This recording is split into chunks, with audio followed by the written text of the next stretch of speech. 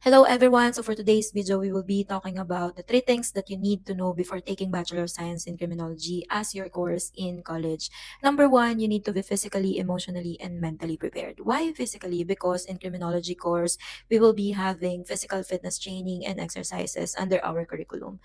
In fact, a lot of schools and universities are offering ROTCs under their NSTP. So you will be encounter a lot of formations, basic command drills, and you will do a lot of exercise. Name it all. As a criminology student, gagawin nyo po yun. Jogging, push-up, lahat po yun. So you need to be physically ready on that. Emotionally. So in criminology, you will encounter crime scene. You will encounter blood. So you need to be emotionally prepared on that. Most especially in marksmanship and forensic ballistics, you will handle gun and firearms. So you need to be emotionally ready on that. Mentally.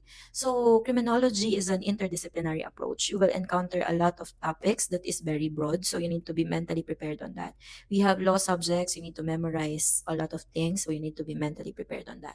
And then number two, criminology is localized. You need to understand that criminology is localized. What do you mean by localized? Lahat po ng pinag-aralan natin here sa Philippines ng criminology ay magagamit lang din po natin dito sa bansa natin. So if you are planning to go abroad, if you are planning to go outside of the Philippines or you go to other countries, ang criminology po ay hindi nyo magagamit. So, of course, there are some exemptions. There are countries na ino-honor or in-acknowledge ang criminology natin dito sa Pilipinas, but most of the time, hindi po. So if you are planning to go to abroad, have a future plans to go to abroad and use criminology, there, hindi po yun magagamit. So mind you guys, mag-isip muna kayo before taking criminology. Number three is criminology has a board exam.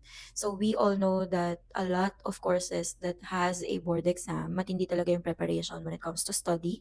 So kailangan po talaga na maipasa mo yung board exam to unlock all the opportunities and to have the eligibility.